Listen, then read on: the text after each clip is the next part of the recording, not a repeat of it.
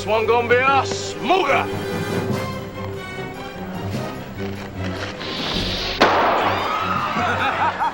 Happy 4th of July from the Bingo Long Traveling All-Stars and Mooner Kings.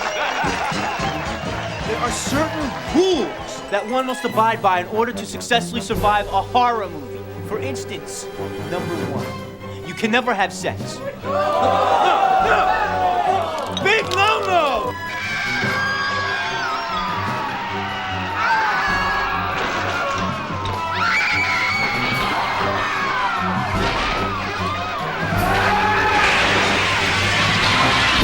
That's gotta hurt. Like the people on the per side, and we thought we'd drop in and say hello. Hey, don't blame me for him. Blame me, I'm Mark. And I'm Tom. And we're the Cinemaniacs. So, welcome back. It's a busy time this week. Yes, isn't it really? Strangely enough. So we didn't do a show last week. Or That's did true. we do a show last week? We did not because we did not. There were only like 2 things even on video, so and it was we'll talk about them. It was a busy weekend. But we're back and we have 11 films to talk about in Yes, we do. 50-something minutes. So I say, if I may, we should. maybe we should just get started. We should probably get right into it. Okay, if you would. Oh, I'd be glad to. Well, Bilbo and all of his buddies are back. I'll try to get some more alliteration going in there. But you got to watch out because they're helping all of their dwarf friends to try to recapture that mountain.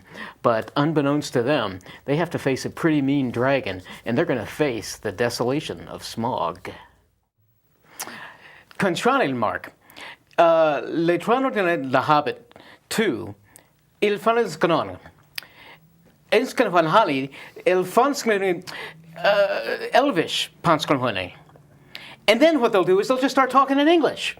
It makes absolutely no sense. This is a film, in my opinion, that makes absolutely no sense. I was not crazy about the first Hobbit, and I'd forgotten at the end of the first movie that they were going to make 3 of them, and so I was like, wait a minute, when they just stop. Ooh, we see the dragon, they just stop. This one is just kind of more of the same. I was. I'll say real briefly because we got a lot going on. This film is about spectacle. I really sat down and started thinking about the difference between The Lord of the Rings, the first 3. And I'm not a fantasy fan, and I never was a fan of the Tolkien books and all that kind of stuff. But I really did end up enjoying the first 3 films because they were about the characters. They were about Frodo and all of those characters, Legolas and everybody in there, each having a little struggle. Now, we did have the ultimate goal to try to get the ring back and restore sanity to all of Middle-earth. But these 3 films, and I'm so disappointed in Jackson because I used to like him as a director. These 3 films are about spectacle, about amazing special effects that I think look really bad, about 3 hours of just boredom, in my opinion, and I was stunningly disappointed in this one. All I can say is my son, actually, my 13-year-old, had the exact same. The thing goes dark, and he looks over to me and says, "Boy, that was really bad," because I didn't want to say something immediately in case he liked it. You don't want to taint the other person's experience. Right. But he actually equated it to the Star Wars movies because the middle 3 are really good, and then the first 3 are really bad. So what I'm hoping is, because we're reviewers and we pay our dues, I have to see the next one.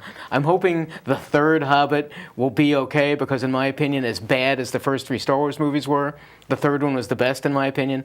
I was just stunningly disappointed in this. See, I always find it confusing because to me the first 3 Star Wars movies were the ones that I grew up with. Well, yeah, and then course, there's those other Star Wars right.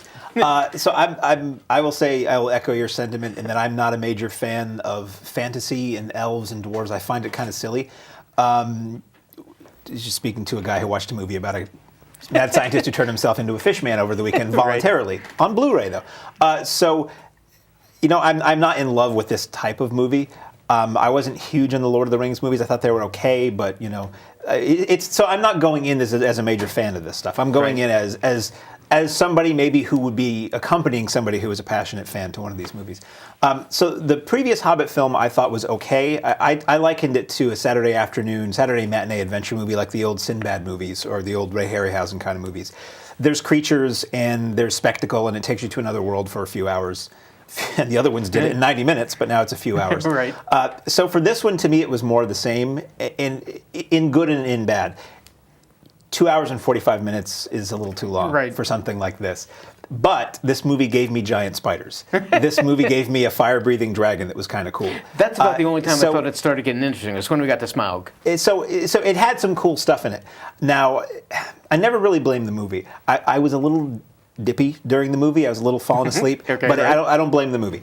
But I won't say that I was fighting it very hard, because it wasn't. You had long stretches where I think it means a lot, and the reason these movies are so long is because they're trying to pay their respects to the fans of the literature and all that. Yeah. And to me, it's like, yeah, but Exactly. if as Jackson is a fan of the old Ray Harryhausen movies, really want to take a look at the running time of those movies, because they got in, they did their thing, and they got out. Right. And to take what is, I don't know how much of a story, but to make it a 6 to 8 hour epic, probably longer on video, is just like, man, you know, I miss the days when they would take miniseries or longer form things and edit them down to feature length. Right. Because I wonder what you could do if you made a 90-minute version of this entire story, you know? And I don't know how much you would get out of this if you just went to this movie cold and hadn't seen the previous film or The Lord of the Rings, because there's a lot of right. references to Sure. stuff. I mean, part of me respects the fact that they didn't do a lot of recap in this movie for people who've already seen it. Right. But I don't know that you would really get a whole lot out of it if you hadn't already seen Chapter 1 of 3. Or Lord of the Rings. I had problems with a lot of its own internal logic, and I don't think I'm asking too much of the film. I think your allusions to some of the old Harryhausen, just kind of action-adventure flicks, Yeah. is somewhat appropriate. I think, and this is me, the person who bashes American audiences, I think as an audience, we're more intelligent than that. We expect more and kind of understand more from film, so I think we expect more than just a box office popcorn thrill. This one clearly, I think, in my opinion, appeals much more straight to the fans of The Hobbit, because I know a lot of the audience was having a great time. I was just, relative to its own internal logic, and it's a prequel, okay? So you see Legolas, and all of the elves are bad guys, and they capture the hobbits and the dwarves. Well, we know the elves are good guys, so there's no threat there. All of this stuff and you get into the whole idea that it's a prequel, and this isn't terribly fair, but you know Bilbo doesn't die.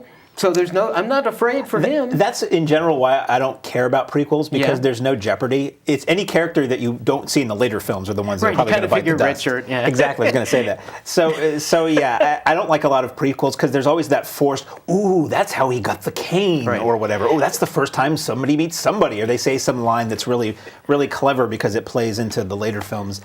I'm annoyed by that. That maybe in keeping with, and I'll wrap this up, maybe in keeping with, as you're saying, the kind of the old style serial adventure films, I thought this was really detracting, but it kind of plays more into that, is we follow a group of characters, let's say the elves, for a while, then they disappear for an hour, and then as soon as you need a deus ex machina to come back and help somebody out, oh, there the elves are, and Legolas saves everybody. Just kind of ludicrous. The silly intro that I did was when Legolas, and I forget the character's name, but the new kind of love interest elf, Evangeline the she-elf, Lilly. she's the Yes. the actress. I don't remember her character name. But there's a scene where she goes off to help them, and Legolas follows her. They meet together, and at the beginning of the scene, they're talking in Elvish, and then after 2 cuts, they're talking in English. It's just, that makes no sense. At one point, I was about to fall asleep, and I realized, wow, we haven't cut to a shot where it's a real long shot across like a mountaintop where they're all walking in line for a while. And about 5 minutes later, we cut to a big long shot where they're all it's so impressed with itself and its own kind of traditions that I think fans of the Lord of the Rings and The Hobbit are going to like it. I was just angry at it, so sorry. I must say, as Ed Grimley would say, some good action sequences, some good little battles Did here you and there. think of the effects? I thought the effects were really weak. They were okay. Some beautiful, Peter Jackson shoots these in New Zealand, which is like 5 planets all tucked within our own. Right. And so very impressive visuals. So you do kind of get your money's worth visually from this movie. I chose to see this in 3D, and as much as I say I like 3D, so often I watch it, and after a half hour, I don't even see depth anymore. Right. So I don't think this really does much with the 3D, unfortunately. So I would say probably skip the 3D if you're looking at that. Otherwise, we probably should move along. Probably so. Okay. Oh, and speaking of Elvish, I'm a big Elvish fan. Yes, I've been are to you? Graceland twice, and That's the Way It Is my preferred Elvish movie. So up next, what do you do when you are lost at sea and you look a heck of a lot like an elderly Robert Redford? Well, sooner or later, you must realize, sadly, all is lost. So this is playing at the Colonial Theater in Yes. Keene. Most of what we talk, everything else we're talking about is at Keene. And I hadn't been to the Colonial for a little while, and wow, digital and the sound, holy cow, Yeah. it's not your grandfather's Colonial. No, Let and me you tell know, you. we are always singing the effusive praises Yeah. of Keene cinemas, which we do and we mean, and we thank them for. I would say all the other movies we're talking about. We only Yes. talked about one other movie. So the Colonial is the art house theater locally. Right. So they don't show the same movies that the Keene Cinemas does. So they're not really in competition for the Right. same audience. And yeah, the Colonial recently switched over to digital projection, and suddenly, wow, I'm hearing things behind me. This is the same revelation amazing. as when Keene Cinemas switched over. You know, picture is razor sharp, Right. bright, and beautiful sound. So this is very similar to Gravity, All Is Lost, in that you have one person. There's only well, a little different from Gravity. Robert Redford is the only It's person you see only in this person, movie, right. and the only person you hear. And there's not even a lot of dialogue in this Right. movie. Oh, there sure isn't. This is basically, it opens out of the gate. Robert Redford is asleep on the under his boat, or below deck, I guess you'd say. There's a loud noise. He looks, and a shipping container, like a cargo container, Right. floating in the ocean, has punched a hole in his boat. Because he's anchored out in the middle of the Indian Ocean or something. Yeah, he's for- just out like boom. hanging out. And the rest of the film basically is him attempting to survive at sea, and he's hosed. So to me, it was interesting. It's an art house movie, so it Right. doesn't work the same way Gravity does, in that it's a thrill ride that has a very Hollywood kind of arc to it. It's much more. Watching this movie, I'm thinking, at times, this is kind of an exercise in futility, because this film is called All Is Lost, and it opens with Redford reading this letter he's writing to whoever he's leaving behind. Right. And it does something I've become to loathe in film and TV, where it Yep. does that, and then it fades to black and says, 8 days earlier. Yep. And I'm like, well, I guess I know where this movie's going to go. Now I'm just going to wait 90 minutes for it to get there. Right. So basically, I was like, this is like an exercise in futility, because I know where this is going. And then I'm like, well, what I'm watching him do is kind of an exercise in futility, because the guy is hosed. Right. So for me, it was interesting to watch somebody who is not like an expert, not like he's not like Bruce Willis on this boat. He's just Right. a guy who knows what to do with sailing, just dealing with these little setbacks as they occur, and the setbacks get bigger and bigger. Right. And an analogy is he's bailing out a boat with a teacup, and there's a 2-foot hole in the boat. He can keep himself afloat for a while. And, but and he's through going some down. of the scenes, there's not even an analogy. That's what's happening. That's exactly what's happening. Right, exactly. So I found it interesting, and it held my attention throughout. I wouldn't say this is the most dynamic movie you'll ever see. I wouldn't say it's a smiling movie at all. No. Right. But I found it interesting, and it reminds me of a film I haven't seen but I know of called Jeremiah Johnson, which Redford did, where he's a guy, big old bushy, as you said earlier, Dan Haggerty beard, trying to survive in the wilderness in the snow. So this is sort of Redford's return to the man versus nature genre of film. Right, and an interesting choice. I've been trying to do some research and find out why Zachary Quinto, who plays the new Spock, was the executive producer on this. A strange collusion of all of these really kind of big names these days. I've never been a big fan of Redford, although I've liked some of his stuff. He tries new things, and so I respect that. I respect this film for its approach in that this is clearly a very stoic man. We know nothing about him. And this film gets underway right away. As you say, boom, all of a sudden, his boat's got water pouring into it, and it's off from there. He says very little. This is probably as I will quote my older son, this is the longest build-up to the F-bomb that I've ever seen. Yeah, that's true. We have about an hour of absolutely no dialogue, and then when all is not quite lost yet, but he gives up and screams that. And so I'm kind of disappointed. Really, Robert, one of our greatest American actors, this is what it's come to. Ultimately, as intense as some of this was, I made the mistake of bringing my wife to this because she doesn't like stuff where characters get into arguments. Oh. And this guy, all of that. There's no argument in this film. No, she was literally sitting there like this It's for a much very of it. tense She was film. really tense, and that's a credit to the film. I had just kind of belief issues and logic issues. I realize in the truest sense of the word, not a negative, but the conceit of this film is no dialogue. There's very selective dialogue. I felt it needed it. There are so many times where something happens, he's not at least going to go, oh, come on, or something there. But I gave it that.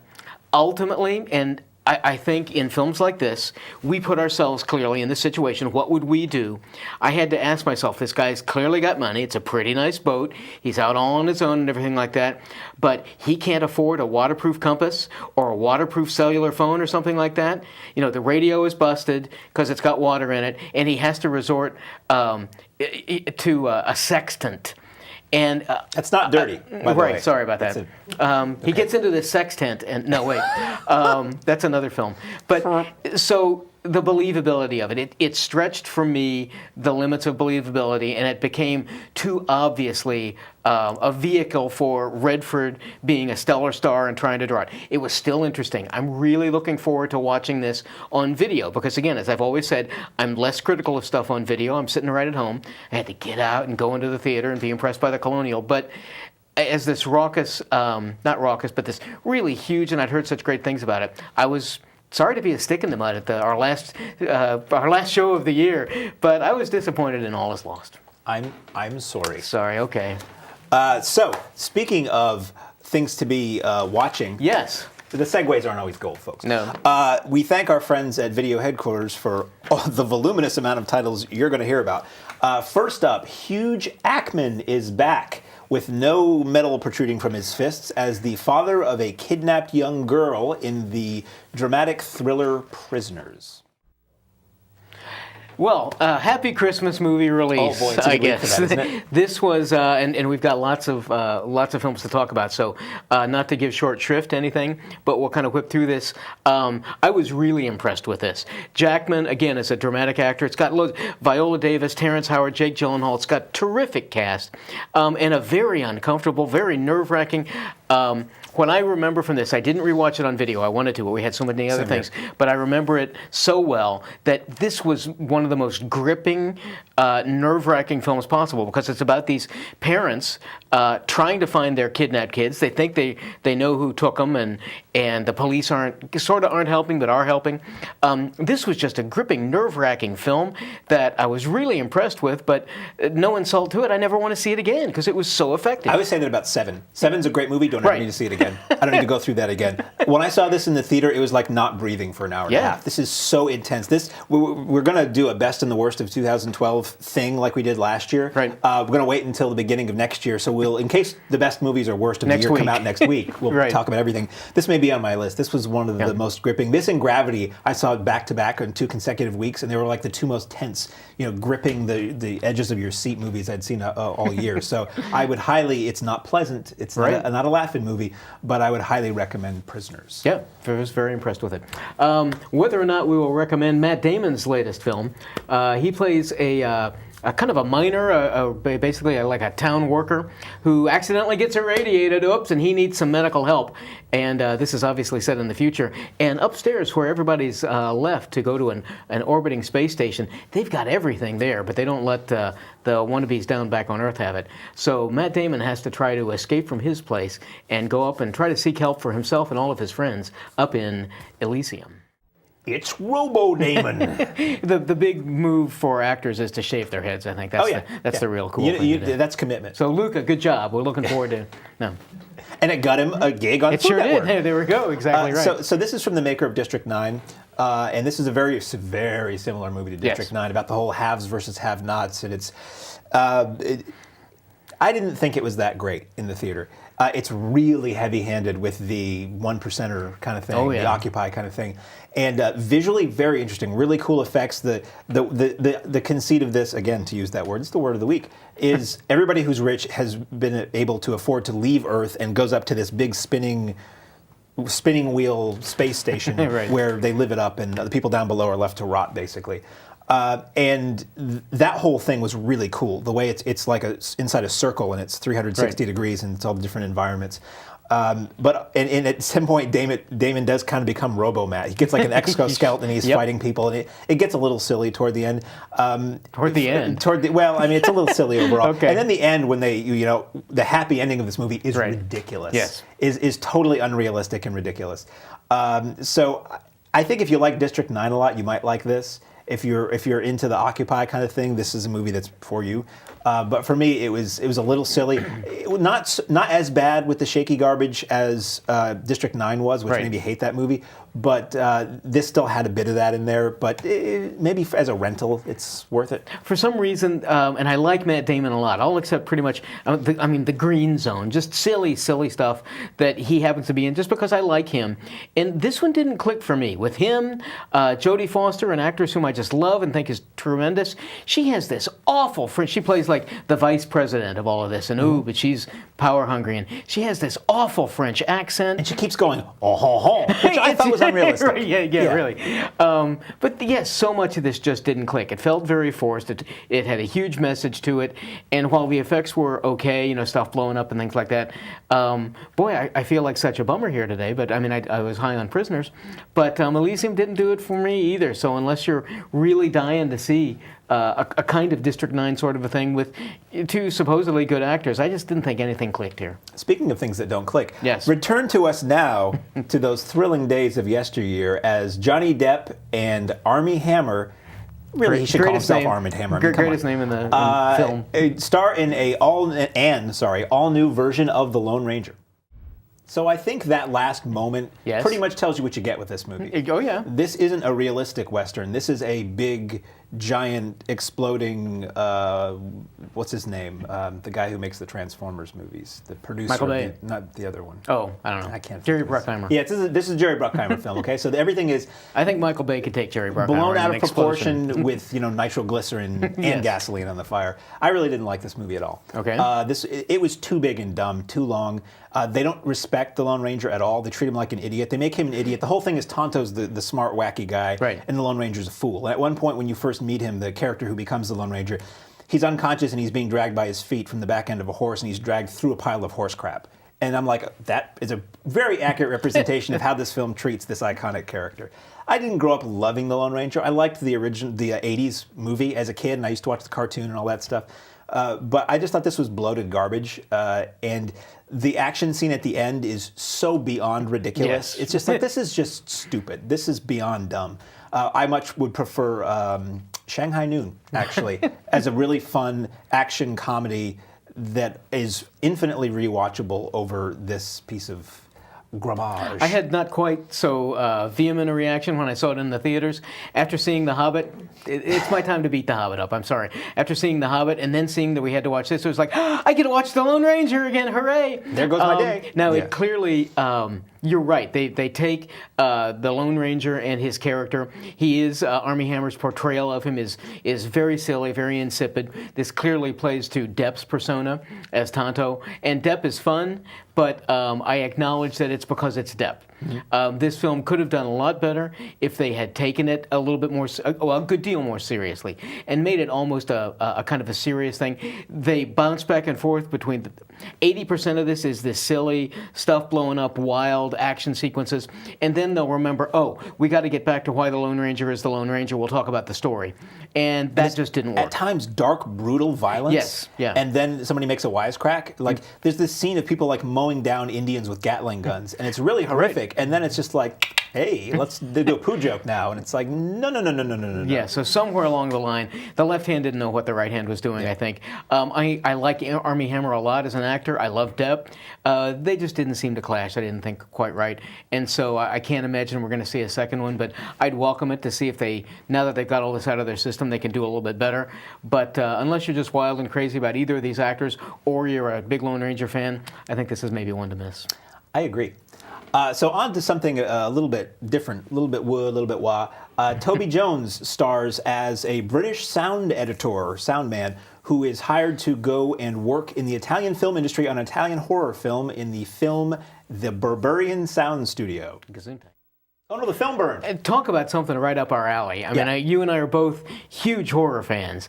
And when I first got it, I unfortunately did not get a chance to see this. It's going to be the first thing I watch, well, sort of depending on your review of it, but the first thing I watch tonight when I go home, because it's just, it seems, it's got some of the creepiest visuals, at least in the trailer that I've ever seen.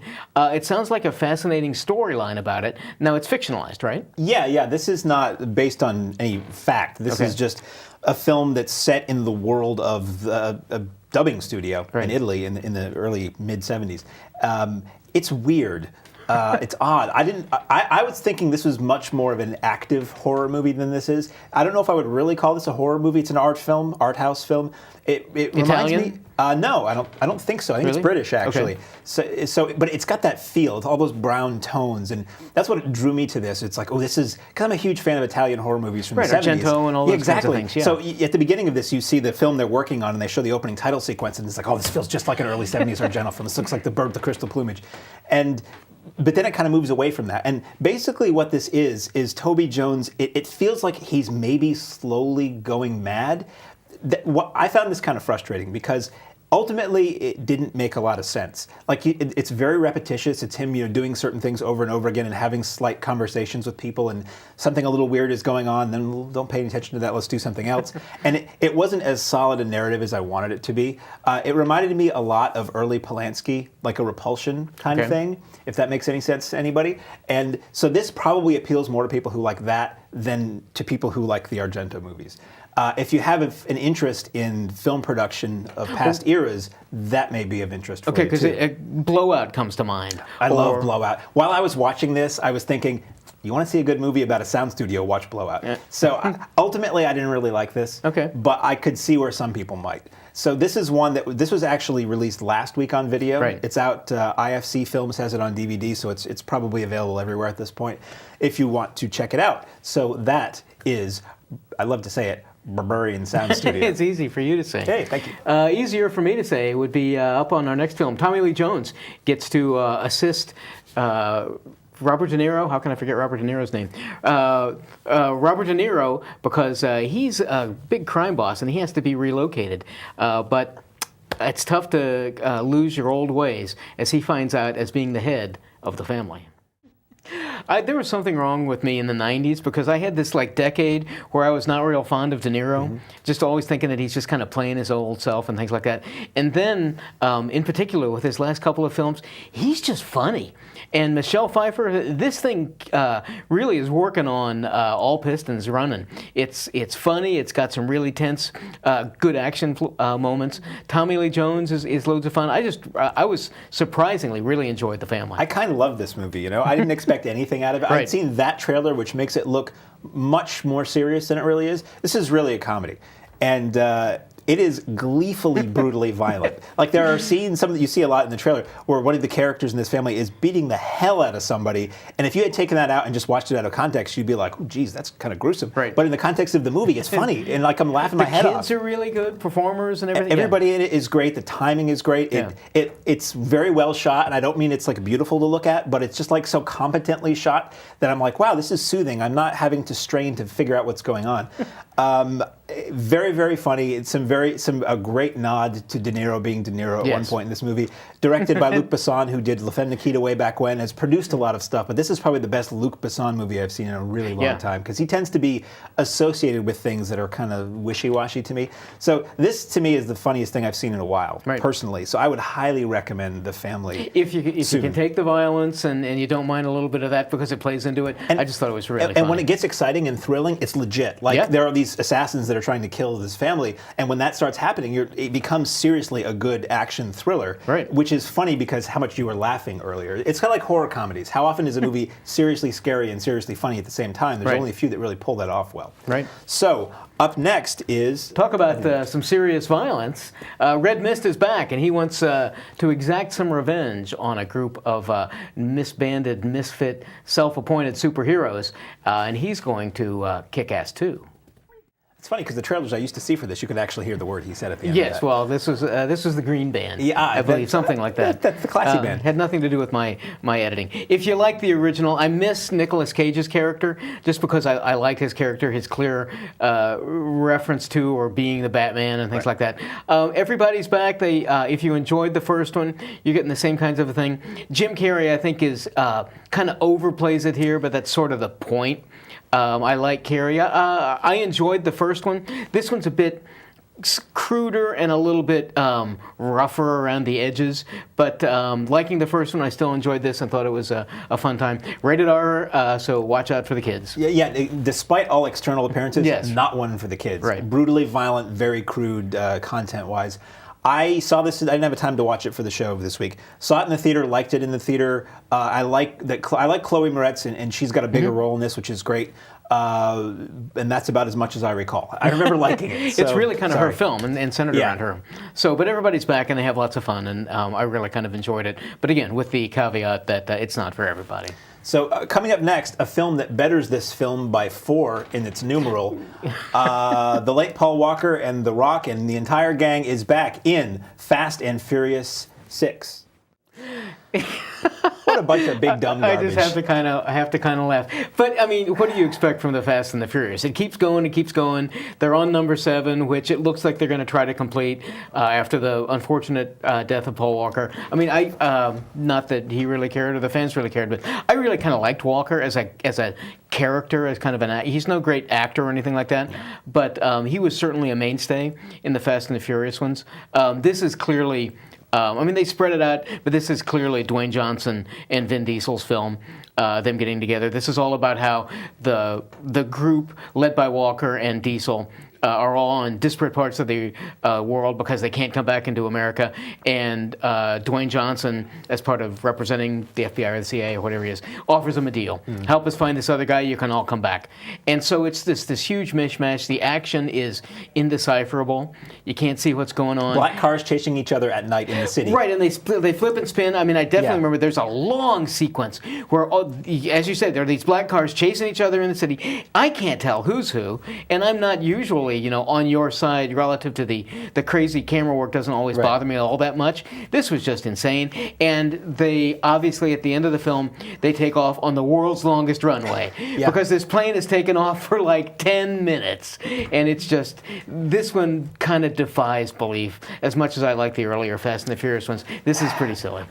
I respect this film and this film series for the people who like it, that they are getting this many films where you get everybody in them. Right. So they get everybody back, and that they're not all the exact same thing over and surprise over again. people back, actually, Like, so. Yeah, and like the previous film was like a caper movie, and this is like people on a mission, so that's cool. I think they're stupid. I think the action is awful, and I like action movies, and I think these are awful. You get Gina Carano in yet another movie where she can do amazing stuff, and then they shoot it and cut it in such a way that it could be two people just doing this at each other for all that it's worth.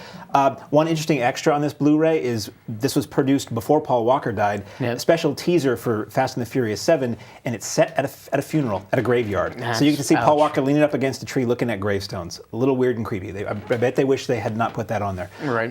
We're very tight on time, so I will say I didn't like it. You liked it? I thought it was okay for as much as I like all the rest of them. It's another one, not the best one. And speaking of another one, here is the trailer for Despicable Me 2. So I thought this was really funny. This had fun, goofy kind of stuff. I never saw the first movie. I didn't have Okay. an interest at the time. This makes me want to go back and see the first movie. Yep. It's very funny. The stuff with the Minions is very Looney Tunes, Roadrunner, Wile E. Coyote kind Right. of stuff in terms of the nature of the comedy. It's got a dark edge to it that's not like disturbing for kids, but you're just like, wow, that's a little bit of an insinuation that I didn't think they'd do in a kids movie. So it looks great. The Blu-ray, at least probably DVD too, has what they call mini movies, which are like 2 to 5 minute shorts that sort of take place within this world that are independent of the film itself, and those are pretty cool. So I would highly recommend, even if you don't have a kid in your house, Despicable Me 2. I think unquestionably kids are going to enjoy this. I think this is one of those films, as we tend to say, or at least I tend to say, that there's enough there for the adults that you're going to find something anyway. I find the Minions to be a little bit too commercial a push for either marketing or some other cute little things. So Are they much more a presence in this than the first movie? Yes, very much so. And I think that's a reaction to their popularity from the first one. So they're giving the audience what they want. They just kind of bug me a little bit. The little girl is just adorable, and I wish I had her. No insult to my young son. Yeah, overall, if you enjoyed the first one, which even you didn't because you haven't seen it yet, I think you're going to really like Despicable Me too. Okay, so that's all we have. We thank our friends at Video Headquarters for all that. Yep, One and at thing, Keene Cinemas. while we have a minute, Yes. two things. One is we're not going to be doing another show until the new year. That's true. It's my fault. Because you had to go off and have a miserable time where? At the Caymans, I'm sorry. Oh, sorry. Yeah. We're gonna be living it up here with 5-degree weather, and you're gonna be off in the hot. I'll think nice thoughts. So we will be back on January 6th with another Breathless show. Probably. And while we have a minute, what did you think of the Godzilla trailer? I was sitting there thinking, oh, this looks really good. What is this? It's going to be great. And then I saw it was Godzilla, and so I immediately got a little, oh, it's Godzilla again. Okay. But boy, before we revealed it was Godzilla, it looked like the greatest sci-fi action, things being destroyed movie ever made. So I'm really looking forward to it. This was a trailer that's it's online now, but this was in front of The Hobbit.